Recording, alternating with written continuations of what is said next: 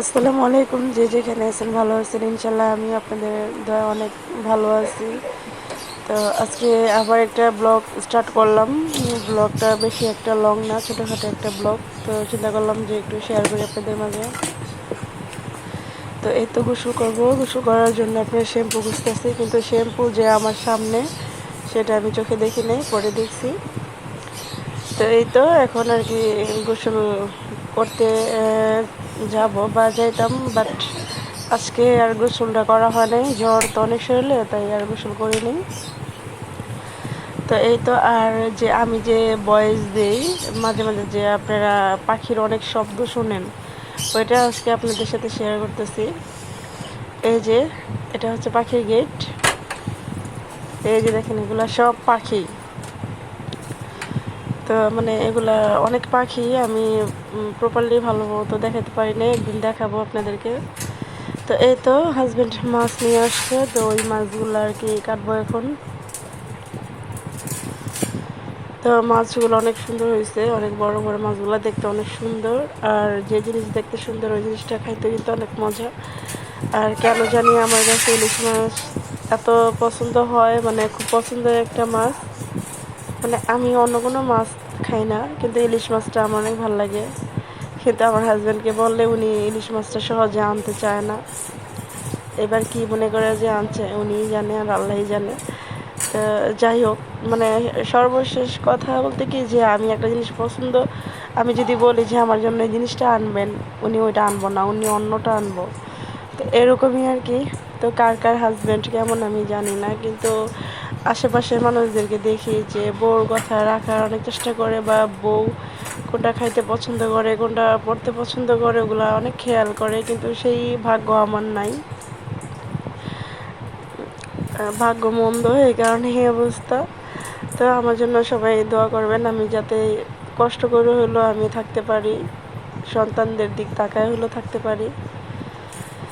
তো এই তো মাছগুলা এখন কাটতেছি। এর মধ্যে আবার আমার হাজব্যান্ড আরও গরু মাংস প্লাস আপনার মাছ নিয়ে আসছে, তো ওগুলো আমি শেয়ার করিনি, উনি সামনে ছিল দেখে আমি ভিডিওটা করি নাই, করা হয় নাই। তো আমি সহজে কাটি না, কিন্তু ইলিশ মাছটা দেখলে আমার এত লোভ লাগে মাছ কাটতে।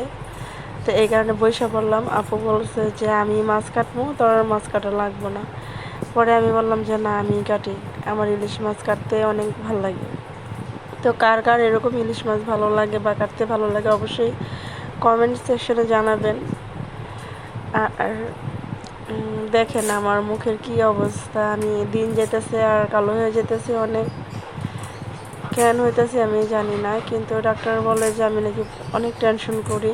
হ্যাঁ, আমি করি, আমার মার জন্য টেনশন করি, ঠিক না? কারণ মার কথা প্রতিনিয়তই মনে হয়, বিশেষ করে রোজা রমজান, যখন মাহে রমজানটা আসবে, তখন আমার কথা না একটু বেশিই মনে পড়ে। কারণ ভাবি যে মা থাকলে কত ভালো হইতো, এটা হইতো ওইটা হইতো, বা এই করতাম সেই করতাম।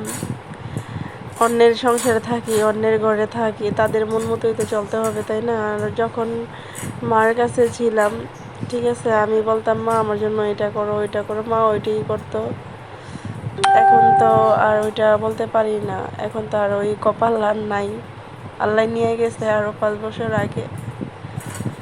তো যাই হোক, মা নাই, এখন আমি নিজে মা হয়েছি। এখন আমার সন্তানদেরকে ওই ফিল করাইতে হইব যে না, আমি আছি, মা আছি, যাতে আমি যেরকম কষ্ট পাইতেছি আমার সন্তান যাতে এরকম কষ্ট না পায়। যাই হোক, এতে এগুলাই কাটছিলাম তখন। তো ভিডিওটা আর কি একটু হয়ে গেছিলো। যাই হোক, ক্ষমা দৃষ্টিতে দেখবেন। আর মাছগুলা কেমন হয়েছে অবশ্যই জানাবেন। মাছগুলো অনেকই সুন্দর লাগছে, আমার কাছে অনেক ভালো লাগছে। তো যে কথা বলতেছি আমি, যে আমার আব্বুর জন্য দোয়া করবেন। আব্বুর সাথে যোগাযোগ নাই, তাতে কি হয়েছে, তারপরও ওনার জন্য আমি দোয়া করি যাতে উনি ভালো থাকে, সুস্থ থাকে। তো সবাই ভালো থাকবেন, সবাই বাপ মার জন্য দোয়া করবেন। আল্লাহ হাফেজ।